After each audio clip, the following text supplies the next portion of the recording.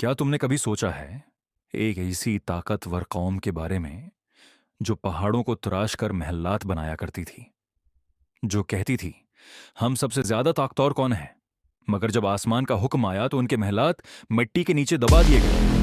हजरत नूह अलैहिस्सलाम के बाद एक और कौम पैदा हुई, कौम आद। वो यमन और ओमान के दरमियान एक इलाके अहकाफ में रहते थे।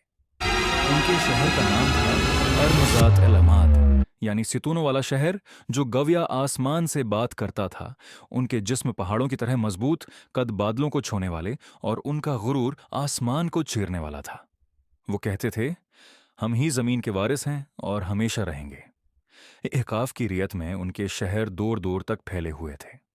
उनके घोड़ों के कदमों से जमीन गूंजती थी और रात को उनके चरागों की रोशनी दूर तक चमकती थी।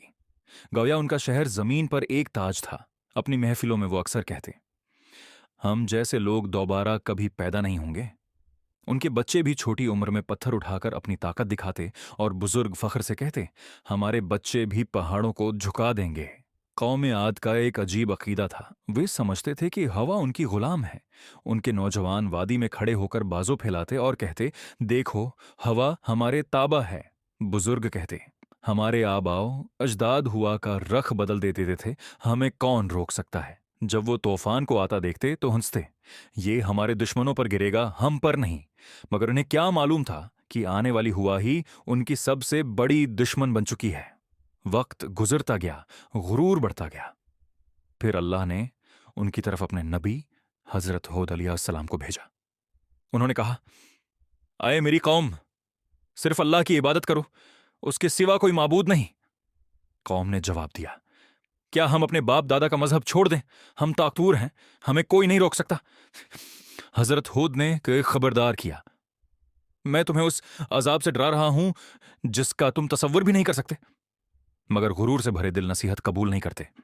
वो रोज बाजारों, महल्लों और दरवाजों पर जाकर दावत देते, मगर लोग मजाक उड़ाते, हिंसते और उनसे दूर हो जाते।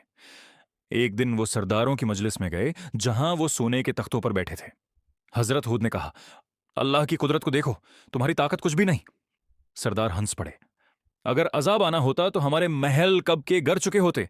फिर अजाब से पहले अजीब निशानियां जाहिर हुईं। रात को आसमान से एक गहरी आवाज आई। जमीन हल्की सी कांपी।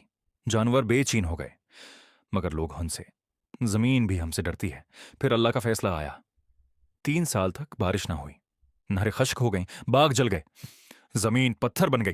पहले साल उन्होंने कहा, यह मामूली बात है। दूसरे साल प्यास ने जबानें खश्क कर दें। तीसरे साल उनकी हंसी और गुरूर खत्म हो गया। आखिर वो हजरत हूद अलैहिस्सलाम के पास आए। उन्होंने कहा, अब अजाब करीब है। फिर एक दिन 3 बादल नजर आए, एक सर्ख, एक सफेद, एक स्याह। आवाज आई, उनमें से एक चुन लो। उन्होंने स्याह बादल चुना, यह समझकर कि उसमें बारिश है, मगर इसमें रहमत नहीं, अजाब छुपा था। आसमान स्याह हो गया, हवा चली और फिर तूफान शुरू हुआ। पहला झोंका, धूल और पत्थर उड़ गए। दूसरा, दरख्त और जानवर उड़ गए। तीसरा, इंसान भी हुआ में उठा लिए गए। उनके महलात, उनकी शान सब मिट गए। 7 रात और 8 दिन तक तूफान चलता रहा। फिर सिर्फ सुनाटा रह गया। कुरान के मुताबिक उन्हें सख्त, तंद और तेज आंधी से हलाक कर दिया गया। सिर्फ वही लोग बचाए गए जो हजरत हूद पर ईमान लाए थे। उन्हें पहाड़ों में पनाह दी गई। हजरत हूद अलैहिस्सलाम ने दुआ की, ऐ मेरे रब, तो सबसे ज्यादा रहम करने वाला है, हमें सीधे रास्ते पर कायम रख। जब उन्होंने तबाहशुदा शहर को देखा, उनकी आंखों में आंसू आ गए। ये वही लोग थे जो कहते थे हमसे ज्यादा ताकतवर कौन। और आज उनका नाम वो निशान भी बाकी न रहा। उन्होंने फरमाया, तकब्बुर का अंजाम हमेशा तबाही है और अल्लाह की नाफरमानी हलाकत। आज भी अहकाफ की रैत के नीचे उनका शहर अर्म दबा हुआ है, एक निशान के तौर पर जो हमें याद दिलाता है इज्जत ताकत से नहीं, अल्लाह की इताअत से मिलती है।